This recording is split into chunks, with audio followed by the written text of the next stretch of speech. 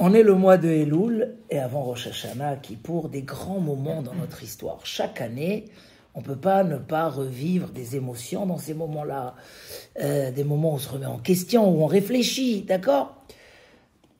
Le Rav Dessler appelle ça des moments de choix et de libre arbitre. Ça veut dire quoi? C'est pas juste une question qu'il y a un jugement. Oui, c'est vrai, c'est marqué dans le Talmud que tous les Rosh Hashanah, le monde entier est jugé. Et chacun séparément et tout seul. C'est la Mishnah qu'on a étudiée ce matin, dans Masechet Rosh Hashanah, page 15, où la Gemara a dit le jour de Rosh Hashanah, le monde entier passe, chacun est jugé séparément sur ses actes. C'est chez les tzadikim, quand il leur arrivait quelque chose, la plus petite, même une mouche qui t'a piqué, une moustique, eux ils disaient, comme ça je ne vais pas maintenant vous raconter des histoires à ne pas finir, ils disaient ça a été décidé à Rosh Hashanah, ça, tu as eu une crevaison, ça a été décidé à Rosh Hashanah, il y a eu ça a été décidé à Rosh Hashanah, tout a été décidé à Rosh Hashanah. Donc Rosh Hashanah c'est un grand jour, mais on n'est pas encore à 2 jours de Rosh Hashanah, on est quand même à 3 semaines.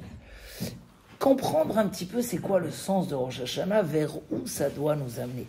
Le fait qu'un homme il sait qu'il va être jugé, ça doit l'amener à réfléchir à sa vie.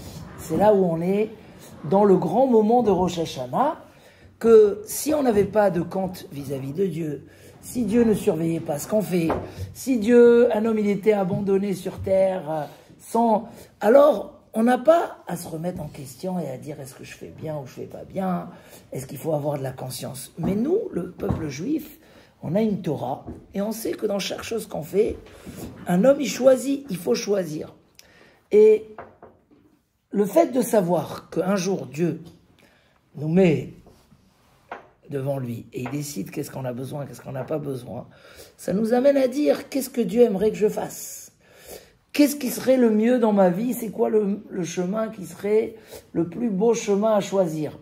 Donc, Rosh Hashanah, d'une manière globale, cette mitzvah-là que Dieu nous a donnée, pas que cette mitzvah, cette possibilité que Dieu a donnée à chaque homme, de choisir dans sa vie, choisir le bien ou choisir le mal. Moshe Rabbeinu, on va le lire dans une semaine, il dit, vous savez, dans le livre des Varim, Moshe, il parle comme un père qui parle à ses enfants. Tout le Sefer des Varim, c'est comme ça.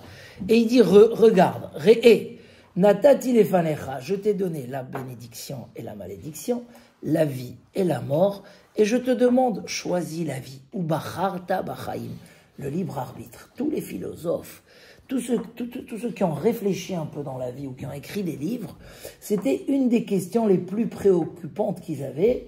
Est-ce que l'homme a le choix? Est-ce que l'homme, il décide quelque chose? Et la question même se divisait en 2 parties. Est-ce que je décide par rapport à mes caractères? On m'a créé nerveux, on m'a créé orgueilleux, on m'a créé gentil, on m'a créé méchant. J'ai un choix ou j'ai pas un choix? La Torah a dit oui. Tu peux avoir les plus mauvais caractères ou les plus bons caractères. Tu as le libre arbitre. Et le Maïmonide, quand il commence les règles de la Teshuvah, il dit la première chose, c'est de ne pas croire à la majorité des sages des nations et à la majorité des imbéciles du peuple juif, comme ça écrit le Maïmonide, de dire que l'homme, il est déjà créé avec son destin déjà. On lui a donné ses caractères, on lui a déjà décidé son destin. Il dit ne crois pas. La Torah l'écrit explicitement, l'homme est responsable de ses actes. Me donner un petit sandwich à... L'homme est responsable de ses actes et il peut choisir. Un animal ne peut pas choisir, un homme est responsable. Il dit le Maïmonide, si un homme ne croit pas à ça, alors il ne va plus décider ce qu'il fait. Il va se laisser aller après ses caractères, après son entourage, après les circonstances de la vie, et il va faire n'importe quoi, il n'y a plus de Torah. Tu peux ranger le Sefer Torah, le mettre à la Geniza. Si la Torah nous dit qu'il y a du mérite, il y a des sanctions, c'est que l'homme est totalement responsable de ses actes. Vous savez cette histoire que le Maïmonide a eu comme ça un débat avec les philosophes. Est-ce qu'on peut changer le caractère d'un animal? Et le Maïmonide dit, un homme, on peut changer son caractère. Ça se travaille. un animal, on ne peut pas changer son caractère. Et eux, ils disaient que oui, donc il y avait le roi, c'était à l'époque, et le roi, il a dit, chacun devra prouver son avis. Hein, tu connais cette histoire. Et qu'est-ce qu'ils ont fait, eux? Ils ont pris un chat, et ils l'ont éduqué à être serveur. Ils ont travaillé, ils lui ont appris, machin, etc. Et le jour où on est arrivé devant le roi, il y avait un beau repas, le Maïmonide à droite, les autres à gauche, et voilà qu'il y a un chat qui arrive, avec un beau nœud papillon rouge, et un saladier dans les mains, et il sert le poisson. Il amène le poisson à table. Donc c'était un petit peu la preuve qu'on peut changer. Le Maïmonide ouvre sa boîte de tabac, comment on dit, de nafa, et il y a là-bas une petite souris. Alors certains dans l'histoire disent que il a mis la souris là-bas. Certains disent que Mina Shamaim, quand il était sur son bureau, Dieu lui a envoyé une souris qui est rentrée, peu importe. Et là, quand il voit ça, il ouvre sa boîte, la souris elle sort, et là le chat il jette tout par terre, et il court après la souris, et il a mort, et là, tout le monde a applaudi le Maïmonide, qui a eu raison. Un chat reste un chat. Mais un homme, la Torah elle dit, l'homme se travaille. Maintenant, comme ça, il y a un très beau Rav Dessler, très très beau Rav Dessler. Le Rav Dessler, vous connaissez. Tu as ici le Rav Dessler, il est où derrière? Montre un petit peu. En bleu. Voilà. En bleu, voilà, c'est le Mirtav Meiliaou, un livre de pensée juive très intéressant. Le Rav Dessler, il pose la question, pourquoi? Qu'est-ce qui fait la différence entre deux personnes? Pourquoi il y a un qui cherche toujours les mauvais plaisirs, l'alcool, ou pire que ça, l'alcool en soi il n'est pas mauvais, mais je veux dire ceux qui cherchent les mauvais plaisirs, vous comprenez, ou ceux qui cherchent les bons plaisirs, ils sont plus spirituels, ils se font plus des kiffs par des associations de bonté, par la synagogue, par de l'action, par de l'étude. Qu'est-ce qui fait la différence entre deux personnes? Hein, on peut être même là, celui-là, il adore tout ce qui est spirituel, tout ce qui est bonté, tout ce qui est recette, tout ce qui est...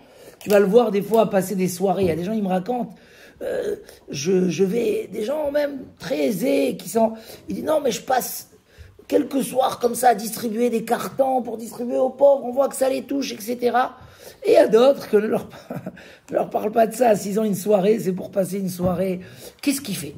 Le Rav Dessler, il dit que nous, on expliquerait, on dirait, c'est la recherche de plaisir. Chacun cherche des plaisirs. Et pour certains, c'est des plaisirs très bas, pour d'autres, c'est des plaisirs moyens, et pour d'autres, c'est des plaisirs spirituels. Il y a des gens, voilà. J'ai dû avoir affaire à un avocat. Dans sa photo, tu vas, il est dans l'ascenseur avec une Gemara, avec un hardcore Gemara hébreu-français, tu l'appelles, il te parle d'abord de son étude, etc.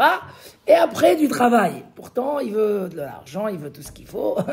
Mais qu'est-ce qui fait qu'un homme va être attiré après des choses raffinées et l'autre, est-ce que c'est le plaisir? Le Rav Dessler, il dit non. C'est une erreur. C'est une erreur. Si on va bien voir, on va voir que ce n'est pas le plaisir. Pourquoi? Parce que ce qui nous comble et qui nous amène à notre satisfaction n'est pas le plaisir lui-même. C'est quoi? C'est chaque personne a un manque en lui. On sent qu'on a besoin de quelque chose. Chacun a comme ça un sentiment qu'il faut faire. Il y a des gens, tout tourne, leur bureau il tourne, et au milieu de la tefila, ils sont en train de courir. Pourquoi tu cours? Ça va, il y a le temps, ta secrétaire, elle a ouvert le bureau. Là. Il y a comme ça, chez l'homme, un esprit de recherche. Et cet esprit de besoin et de recherche, il crée comme ça un manque, un trou, comme si que j'ai besoin de quelque chose. On retourne des vacances, au Hachem, on s'est bien reposé, et là, tout le monde sent comme des lions. On sent. Mais des fois, c'est pas forcément que le travail le nécessite, ou des fois, c'est le travail, des fois, c'est tout simplement, il y a un vide qui s'est créé, parce qu'on peut pas être satisfait que d'être à la plage et au soleil. Finalement, la vie, faut faire des choses quand même. Et donc, ça crée. Maintenant, il y a des gens qui comblent ça avec de l'argent. Il y a des gens qui comblent ça avec des plaisirs. Je voyais des gens maintenant, ils sont revenus des vacances, ils repartent. Ce matin, je vois quelqu'un tout bronzé. Je lui ai dit, mais on est revenu. La semaine dernière, tu n'étais pas bronzé. Tu es parti, il me dit, oui, je suis parti 3 jours. Je lui ai dit, mais on vient de revenir des vacances. tout le monde sent un besoin, après qu'ils reviennent, de retourner encore 2-3 jours, se faire un petit truc. C'est quoi? En fait, il y a comme ça un désir personnel d'être bien, d'avoir quelque chose qui me satisfait. Et ce besoin-là, ça dépend où tu l'orientes. Le plaisir va venir de ce que tu vas combler ton manque. Si pour toi, un jour tu sens comme ça ce manque-là, alors il y a un manque qu'on le ressent directement, il y a un manque qu'on le ressent pas, mais il est là. Si tu sens qu'en rentrant chez toi à la maison et en mangeant un bon plat avec un bon whisky, ça va te calmer, alors c'est ce que tu vas faire. Et tu vas être content de ton repas et de ton whisky parce que pour toi, ça va te calmer. Peut-être que ça va pas te calmer et demain matin, tu vas retourner encore, tu vas être comme ça dans cette recherche parce que c'était pas la bonne réponse. Maintenant, si pour toi ça suffit, ça peut être une bonne réponse. En nous, qu'est-ce qui crée cette chose-là? C'est le fait qu'un homme est là pour faire et pour créer. Chez un juif, c'est encore plus fort. Pourquoi c'est encore plus fort? Parce qu'un juif, il a une neshama. C'est une neshama réelle en nous. C'est marqué dans la Torah, Dieu a soufflé de son souffle dans l'homme. C'est quoi le souffle divin? C'est la neshama. Donc, cette neshama-là, dit le roi Salomon, elle est en recherche tout le temps. Elle a besoin, elle a envie de quelque chose. Et si tu combles pas ce qu'elle a besoin, alors tu vas donner des choses qui sont fausses. Tu vas calmer, mais ça va pas se calmer. Parce qu'au final, tu n'es pas content. Tu vois des gens, ils se mettent dans des affaires compliquées, tout. Tu dis, mais pourquoi? Ton boulot, il marche bien, tu gagnes bien ta vie. Alors, il va me dire, je veux être plus riche, j'écoute. Mais des fois, il répond pas ça. Il dit, je sais pas, j'ai envie de faire. Cette envie-là, il est en lui. Il dit, Rav Dessler, si tu vas le combler si ta direction de combler, c'est du spirituel. Par exemple, tu vas à la prière le matin, tu veux étudier. C'est du chesed, des fois c'est de la bonté. Il y a des gens comme ça qui passent une grande partie de leur vie à faire des choses pour les autres, des associations, des machins, ils donnent de leur argent. Qui t'a demandé de faire ça? En fait, c'est quelqu'un que pour lui, il s'est convaincu ou il est convaincu que le matériel ne lui suffit pas. Donc directement, il est parti vers des choses. Pas forcément Torah, mais bien sûr que Torah, c'est énorme. Mais ça peut être de la bonté, de l'action pour les autres, etc. Donc en fait, il dit, le libre arbitre va se faire comme ça. Si quand tu es dans cette recherche de satisfaction, de bien-être, tu orientes vers des choses spirituelles, automatiquement, ça va te calmer, mais beaucoup plus que celui que pour lui, il va dire, il faut que je gagne un peu plus d'argent, il faut que je fasse une belle voiture. Voilà. Parce que les choses matérielles vont calmer temporairement, mais profondément, ils ne vont pas calmer. Donc en fait, qu'est-ce qui fait qu'il y a un qui va chercher des bêtises pour se calmer, il y a un qui va chercher, pas des bêtises, mais du matériel pour se calmer, et il y a un autre qui va chercher du spirituel, et un autre qui va chercher des actes de bonté. Qu'est-ce qu'il fait? C'est où l'homme a orienté sa recherche, des choses qui vont le calmer, qui vont lui donner un bien-être. Si un homme il a orienté par là, pour ça des fois tu vois des gens qui font tchouva, ils n'avaient rien à voir avec la Torah. Et du jour au lendemain, tu les vois, ils commencent à la prière, à étudier, à machin, à faire. Pourquoi? Mais il y a 1 an tu faisais pas ça, il y a 6 mois tu faisais pas ça. Mais qu'est-ce qui se passe? Cet homme-là, il a découvert une ouverture de satisfaction, une ouverture de, comment on va dire, de quelque chose qui va combler son bien-être. Et donc, il va aller vers là-bas. Et c'est là-bas où son libre arbitre va s'orienter, parce que c'est là-bas où il va se calmer. Le Rav Dessler, il dit, regardez, j'ai quelque chose, j'aime le whisky, par exemple. Un jour, je dis, j'en ai marre, la bouteille se vide. Je commande 2 cartons à la maison.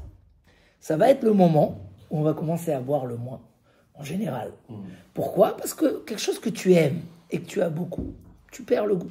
C'est vrai ou pas? Pourquoi? Parce que, quelque part, si tu as beaucoup, ça te manque plus. Et en fait, qu'est-ce qui fait que tu recherches ce plaisir? C'est parce que tu sens que c'est dans le manque. Et le manque fait que tu vas chercher. Quand tu as plein, il n'y a plus de satisfaction. La Gemara, il y a une histoire comme ça dans la Gemara, une histoire un peu délicate, mais très intéressante, qui montre ce que le roi Salomon nous dit sur ce sujet psychologique. La Gemara raconte comme ça qu'il y a un mari qui rentre à la maison, et dans la maison se cache une personne qui est là avec sa femme. C'est une histoire dans le Talmud. Maintenant, sur la table, il y a du manger qui a été touché par un serpent. À l'époque, le sol, c'était pas de la pierre, c'était de la terre. Donc il y avait les serpents qui rentraient à la maison. Et le serpent, il est venu, il a mangé et il a mis son venin. D'accord? Maintenant, le Talmud, maintenant, qu'est-ce qui se passe? Ce monsieur, il se cache derrière la porte pour se sauver, mais il voit le mari arriver et manger de ce manger qu'il y a avec du venin. Qu'est-ce qu'il fait? Il parle ou il parle pas? Il laisse la personne mourir ou il la laisse pas mourir? C'est une histoire réelle dans le Talmud. Et là, Gemara a dit que ce monsieur est vite sorti, il lui a dit, écoute, ne mange pas, il s'est fait attraper, mais il ne voulait pas qu'une personne meure. Voilà. Maintenant, on arrive au Beth Din et on veut savoir est-ce que la femme, elle est autorisée ou elle n'est pas autorisée. Est-ce qu'elle a fauté ou elle n'a pas fauté? Et le Talmud, il dit, c'est sûr qu'elle n'a pas fauté. Pourquoi? Si elle avait fauté, s'il avait fauté, il aurait préféré que le mari, il mange et il meurt pour avoir cette femme libre. Oui ou non? Donc, s'il est sorti et il a cherché à sauver sa vie, c'est que c'est quelqu'un qui n'a pas fauté. D'accord? Est-ce que jusqu'à là, on est bon? Logique ou pas logique? Si, à moins que c'est... Mais dans la logique simple, un homme qui faute avec une femme mariée, qui voit que le mari va mourir tout seul, il le laisse mourir. Comme ça, elle dit la Gemara. Mais après, la Gemara, elle pose la question, vous savez, dans le Talmud, toujours on renverse les choses. Hein, tu dis la Gemara. La Gemara, elle dit, mais... c'est évident, c'est quoi la logique? C'est normal, qu'est-ce que tu... Dis-moi, non, j'aurais pu dire l'inverse. J'aurais pu dire que non. Qu'il a fauté et qu'il veut que le mari reste en vie. Pourquoi? Parce que le roi Salomon, il dit, de l'eau volée devient douce. Quand un homme, il vole de l'eau, l'eau, elle est plus douce, elle est plus bonne. Ça veut dire que pourquoi cet homme, il va chercher une femme, qui n'est pas à lui? Parce que quelque chose qu'on n'a pas, on a très envie. Parce qu'on l'a pas. C'est pas le plaisir qui nous manque. C'est le manque, c'est ce qu'a dit. Et donc le Talmud, il dit, normalement, j'aurais pu dire les choses différemment. Et en vérité, ça veut dire quoi différemment? Écoute, la logique, c'est intéressant. C'est un peu de Gemara. La Gemara, elle dit, le roi Salomon, il dit, de l'eau volée et douce. Parce que quand tu l'as pas, tu crois que tu vas combler quelque chose qui n'existe pas. Ce que tu as, comment il dit là-bas, c'est comme du pain dans le panier. Quand il y a du pain dans le panier, tu vas pas le manger. Regardez les beaux sandwichs qu'il y a ici. Soit ils passent pas, soit qu'il y en a trop et ça vous donne pas envie. Mais en fait, le Talmud, et le Tosfot là-bas, il dit, je sais pas si vous savez le commentaire, le Tosfot, il dit qu'en vérité, les gens ne savent pas ce secret-là. Mais la vérité, c'est comme ça. C'est que pourquoi il va chercher quelqu'un d'autre? Parce qu'il ne l'a pas. Et les gens, ils croient qu'ils vont combler leur manque. Au contraire, si c'était juste le plaisir qui nous attirait, un homme, il ne serait pas allé chercher des plaisirs compliqués. Mais vu que l'homme, ce qu'il cherche, c'est parce qu'il n'a pas, et il cherche à combler quelque chose qu'il n'a pas, alors automatiquement, c'est ce qu'il dit le roi Salomon, un pain volé est doux. Donc qu'est-ce qu'on veut revenir? C'est qu'en vérité, si un homme, à Rosh Hashanah, il arrive à réaliser qu'en fait, pourquoi tout le monde pleure la parnassa? Parce qu'on est tous sûrs que c'est avec beaucoup d'argent qu'on va être plus heureux. On est convaincus. Mais un jour, un homme, il peut dire, la parnassa, je l'ai besoin. Le travail, je l'ai besoin. Mais est-ce que vraiment ça va me satisfaire? Moi, je ne cherche pas l'argent pour l'argent. C'est pas l'argent pour l'argent. On croit que c'est l'argent pour l'argent. C'est un manque. C'est un besoin en nous. La logique naturelle, un homme, il se réveille le matin, il n'est pas bien. Il dit, allez, si aujourd'hui je gagne bien, je serai bien. Mais c'est pas vrai, c'est pas ça. Parce que ça calme temporairement. Réellement, un homme, c'est la créature la plus précieuse que Dieu a fait. Un juif, il a une neshama. Une neshama, c'est un morceau divin en lui. Un homme, il a un esprit. Il ne se contente pas des petits... Regardez comment ils disent dans les livres. Un enfant, tu le calmes avec un Lego. Il grandit, il veut un chocolat. Après, il veut un vélo. Après, une voiture. Et chaque fois, si tu lui dis de faire marche arrière, tu lui donnes un vélo quand il veut une voiture, ça marche plus. Mais en fait, qu'est-ce qui s'est passé? Sa gourmandise a grandi. C'est pas une gourmandise négative, c'est une gourmandise de grandeur. Un homme est grand. Et c'est pour ça que la Torah a dit, si tu as eu rien que la sagesse, c'est la chance. À Rosh Hashanah, on arrive, on se dit, si Dieu aujourd'hui décide de donner tout ce qu'on a besoin, parce que Dieu, ce jour-là, il décide à chacun tout ce qu'il va avoir pendant l'année, et peut-être des fois pour la vie. Parce que quelqu'un qui se marie avec telle femme, ou qui trouve tel associé dans le travail, ou qui trouve un bon travail, ou qui trouve une belle maison, c'est une décision pour la vie, c'est pas que pour un an. Donc à Rosh Hashanah, notre vie est décidée. Rien que le fait d'être conscient que c'est comme ça, il faut qu'un homme arrive à Rosh Hashanah avec une réflexion de se dire, qu'est-ce que je cherche vraiment dans la vie? qu'est-ce qui me ferait vraiment plaisir? La même personne qui s'assoit à ma droite, elle fait les prières, elle étudie la Torah, elle fait du chesed, elle n'est pas toute la journée en train de chercher que à prendre pour lui, à enlever aux autres.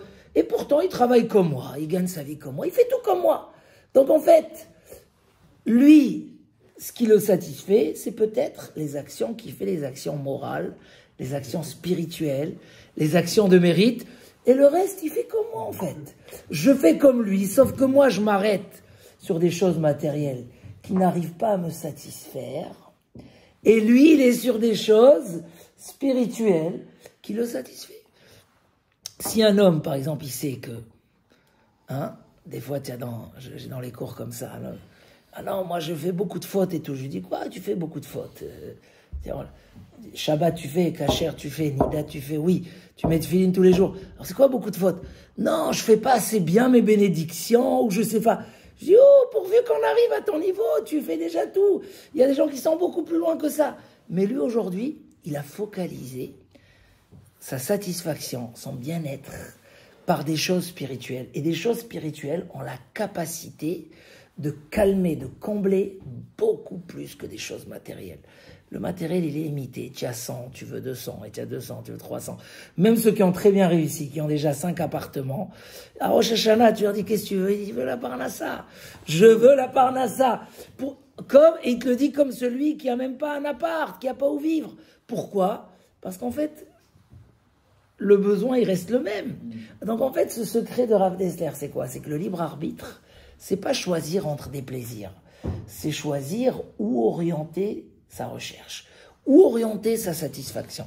Et si on a compris ce secret-là, c'est magnifique. On peut donner à sa vie une dimension, parce que personne t'a demandé de travailler moins, personne t'a demandé de ne pas profiter de la vie. Au contraire, comme tu disais au début, la vie du juif, répète. Ça coûte cher. Ça coûte cher la vie du juif. Pourquoi? Pas que parce qu'il y a les écoles. Parce qu'il veut des belles vacances, parce qu'il veut une belle voiture, parce qu'il veut... Mais en fait, personne t'a demandé de réduire ça, au contraire. Parce que le juif, il est dans un grand désir de satisfaction. C'est pour ça que même matériellement, il cherche beaucoup. Sauf que si c'est là-bas où il a focalisé sa satisfaction, il va rester toujours en gourmandise et jamais satisfait. Et le danger, c'est d'aller chercher des choses interdites, comme on a dit tout à l'heure. Parce que si je comble pas mon manque, alors finalement, le couple ne me satisfait pas. Le fait que j'ai des enfants, ça me satisfait pas. Le fait que j'ai de l'argent, ça me satisfait pas. Alors, je dois chercher quelque chose que j'ai pas.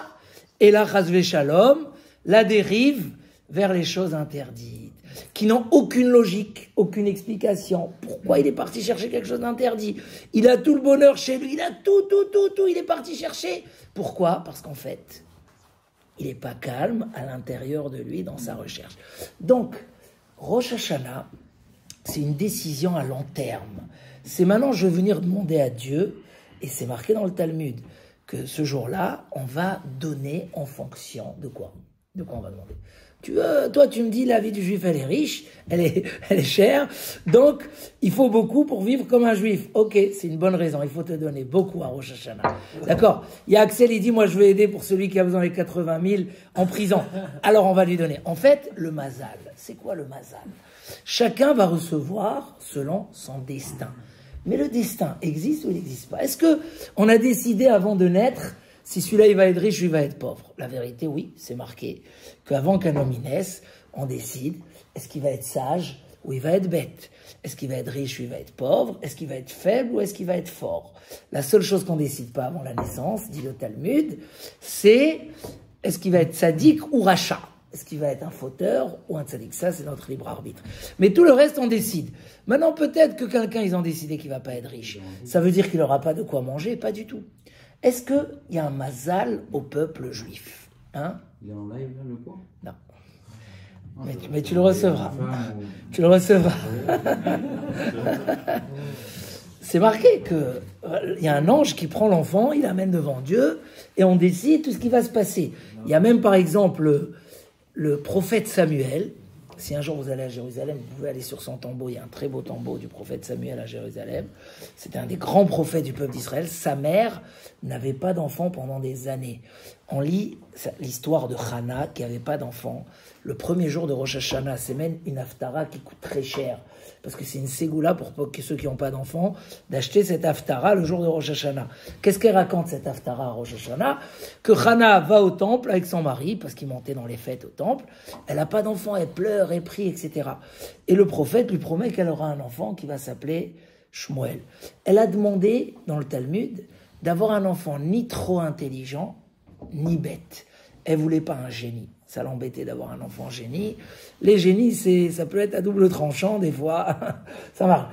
Mais pas un bête. Donc on voit que tout est décidé. Mais est-ce que le peuple d'Israël a le mazal? La Gemara est dit, en mazal les Israël. Le peuple d'Israël n'a pas de mazal. Ça veut dire quoi? Pourtant, il dit là-bas, les commentateurs, ils demandent, ils disent, mais on a plein de Gemarot qui disent que bien sûr, on a un mazal. Et il y a plein de... voilà, et déjà qu'on décide comment l'homme il va être, etc. Ils répondent, ils disent non, le peuple d'Israël est au-dessus du mazal. On peut changer le mazal par des bonnes actions ou par des prières. C'est-à-dire que si on a quelque chose de bloqué, on a quelque chose de bloqué, on peut le changer par les prières ou par des bonnes actions. Il rajoute là-bas Tosfot qu'il y a des choses qu'on ne peut pas changer. Il y a des exceptions. Par exemple, il y a dans le Talmud comme ça une histoire. Vous êtes encore bon, on va sur l'histoire. Il y a dans le Talmud comme ça l'histoire d'un grand rave, Rabbi Eliezer Agadol. Rabbi Eliezer Agadol, il fait une saignée. Il sort de la saignée, il n'a rien à manger. Il est pauvre. Pourtant, on a à côté de lui Rabbeinu Akadosh, qui est très très riche. Tellement il a de l'argent, il n'utilise même pas la Gemara a dit. On a Rabbi Eliezer Agadol, qui n'a pas d'argent, il sort, après une saignée, il faut manger d'urgence, parce que le corps, il est vide. Il trouve une gousse d'ail, comme ça, il la mange. Et là, il s'évanouit totalement, danger de mort. Et à ce moment-là, on vient pour le secourir, et on voit qu'il pleure, qu'il rigole, et une étincelle qui sort de son front. Comme ça, raconté dans le Talmud, Gemara Ta'anit. Alors quand il se réveille, on lui donne à manger, on s'occupe de lui, etc. Quand il se réveille, on lui dit, c'est quoi l'histoire? Il dit que Dieu est venu le visiter. Il était malade, c'était Rabbi Eliezer Agadol, c'était un niveau, une dimension. Et il dit, j'ai demandé à Dieu jusqu'à quand je vais vivre dans cette pauvreté. Ça y est, ça suffit. Et Dieu lui dit, écoute, si tu veux que je te change de mazal, il faut que je détruis le monde et je le recrée. Tu connais cette Gemara? Je détruis le monde, je le recrée, et peut-être que tu vas naître dans un mazal de riche. Pourquoi? Parce que même chez les tzadikim, il y a des gens qui vont servir Dieu dans la richesse, dans la pauvreté. Alors il demande à Dieu, il dit, j'ai demandé à Dieu, mais tout ça est peut-être, ça veut dire tu ne peux pas me garantir, que peut-être. Alors il dit, si c'est comme ça, c'est pas la peine, je continue à vivre comme je suis. Et à ce moment-là, Dieu lui fait comme ça, un petit, sur le visage, genre... je t'aime, et c'était ça l'étincelle qui est sortie. Comme ça raconte le Talmud d'une histoire, je ne rentre pas maintenant dans les détails, c'est raconté dans Gemara Ta'anit. Et les commentateurs, ils disent, mais je ne comprends pas. Il est devant Dieu, on va arriver devant Dieu, on va lui dire, donne-moi. Il est devant Dieu, quoi? Dieu, il ne peut pas lui changer son mazal. C'est pas une question que Dieu, il ne peut pas lui changer son mazal. C'est que cet homme-là, sa neshama, avait pour vocation de montrer au monde comment on sert Dieu dans la pauvreté. Il est venu que pour ça. Quelqu'un qui est que pour ça, on ne peut pas lui changer, il faut recréer le monde parce que il est un membre, tu ne peux pas changer dans le moteur, tu ne peux pas enlever une pièce qui est vitale et mettre une autre pièce à la place qui n'est pas la même. C'est pas possible. Tu peux changer une vis, mettre une autre vis, c'est pas... Mais, donc lui, c'est ce qu'il dit Tosfot, qu'il y a des cas où on ne peut pas changer le mazal. Mais sur les choses générales, la parnassa, la santé, la réussite, on peut changer le mazal. Mais il dit Rav Dessler, quand c'est décidé, Rosh Hashanah. Parce que Rosh Hashanah, le jugement, il est en fonction de notre mission. Vous avez remarqué que Rosh Hashanah, on ne demande rien dans les prières, pratiquement rien. Alors que c'est le jour du jugement. Tu n'as même pas besoin de demander. Dieu, il va te donner selon ce que tu souhaites faire dans ta vie, selon ta mission. Ta mission. Si tu arrives et on voit que ton souhait, c'est d'avoir beaucoup d'argent pour faire beaucoup de maaser, ou l'inverse, tu vas avoir beaucoup d'employés pour rester étudier la demi-journée à la synagogue. Ou tu veux assez d'argent pour payer quelqu'un qui amène tes enfants à l'école pour aller à la prière le matin. Ou tu veux... alors, il dit Rav Dessler, c'est ça quand on dit qu'un juif il est au-dessus du mazal. Si dans ma mission de vie, je veux faire des choses qui nécessitent des moyens, alors le Rosh Hashanah, on te donne ces moyens-là. Donc le meilleur moyen pour déclencher la Parnassa Rosh Hashanah, c'est de décider que tu veux bien servir Hachem, et c'est pour ça que tu as besoin de l'argent. Donc, dans ta mission, on est obligé de te la donner, parce que comment tu vas aller à la prière si tu dois être à 8h00 au travail? Comment tu vas faire de la tzedaka si tu n'as pas de moyens? Comment tu vas mettre tes enfants à l'école juive, comme tu as dit? Et ainsi de suite. Donc, en fait, Dieu va te donner les disponibilités, la bonne santé. Tout ce qu'on a besoin à Rosh Hashanah, c'est en fonction de notre libre arbitre. Si on a compris que le libre arbitre, c'est une conséquence de ce qu'on manque en nous, et vers où on désire trouver la satisfaction. Donc quand tu arrives à Rosh Hashanah, c'est ce qu'il dit le Talmud, que Rosh Hashanah, on n'est jugé pas selon nos actions, comme ça, mais selon l'état où on se trouve ce jour-là. Comment on dit ça en langage talmudique? Ba'asher husham. L'état, si ce jour-là, tu désires de faire de belles choses dans ta vie, c'est-à-dire que tu as orienté ton désir de satisfaction vers des choses positives et pas négatives, alors même si ton mazal, il est que tu dois te contenter de peu, mais ton aspiration, ton ambition nécessite des choses qu'on doit te donner. Donc c'est comme ça qu'on arrive à Rosh Hashanah. Réaliser que ce jour-là, on va calculer nos aspirations, nos désirs, vers où, et que d'après ça, on va nous donner les outils pour le faire. Malheureusement, par exemple, le Rovot Alevavot, livre écrit il y a 1000 ans, très important, écrit qu'il y a 3 sortes de richesses. Parce que la richesse, c'est toujours un bel exemple. Oui, la Parnassa, il y a 3 sortes de richesses. Il y a une richesse qui est une vengeance à la personne. Je ne sais pas si comment ils l'ont appelé, celui-là, le bateau qui a coulé du très grand riche de Londres. Comment il s'appelle? Ils l'ont appelé le machin américain, le Bill Gates américain, qui a coulé en mer. Est-ce que c'est pas sa richesse qui l'a amené à couler en mer? Il dit comme ça, il y a 3 sortes de richesses. Il y a une richesse qui est contre la personne. Un homme, avec ça, il va dans tous les sens. On connaît, il y a des gens comme ça, que leur richesse n'était qu'une malédiction pour eux. Il y a une richesse qui est totalement une bénédiction, et il y a une richesse qui est une épreuve. C'est quoi? Comment on peut constater? Il y a une richesse qui t'éloigne de tes valeurs, qui t'éloigne de ta mission, qui t'éloigne de ta famille, qui t'éloigne de Dieu. Ça, c'est une vengeance. C'est pas une bracha. Parce que finalement, à quoi ça t'a amené? À un vide qui se remplit jamais, à un puits où tu jettes. Tu n'as pas fait de ta vie ce que tu aurais dû faire d'elle. Une richesse qui est une bénédiction totale, c'est une richesse qui approche la personne vers Dieu. Combien qu'il a plus, tu vois qu'il fait plus. Combien qu'il a plus, tu vois qu'il est plus à la synagogue, qu'il prend du... Ah, ça c'est une bracha. Celle qui est l'épreuve, c'est quand l'homme, il balance un peu. Une fois, il est attiré là, il va dire... Des fois, Donc ça veut dire que l'aspiration, les désirs, c'est ce qu'il dit. Avant Rosh Hashanah, il faut se dire, on donne à l'homme ce qu'il a besoin pour sa mission sur Terre. Donc si c'est ça le but, il faut que j'aspire à des choses comme ça. Maintenant, peut-être que j'ai pas envie des choses comme ça. Tu sais pas ce que tu as envie en fait. Tu as besoin de quelque chose que toi-même tu sais pas. Si tu l'orientes vers des choses bien, alors tu vas aimer les choses bien. Tu vas t'attirer après eux. Si tu les orientes vers les choses mal, tu vas croire que ça te calme. Tu vas être attiré là-bas. Donc en conclusion, cette période-là, c'est un petit peu pour construire ses ambitions dans la vie, ses désirs. Parce que quand même, quand on va arriver à Rosh Hashanah avec des bons désirs et des bonnes ambitions, on se donne la chance de prendre plus, de recevoir plus.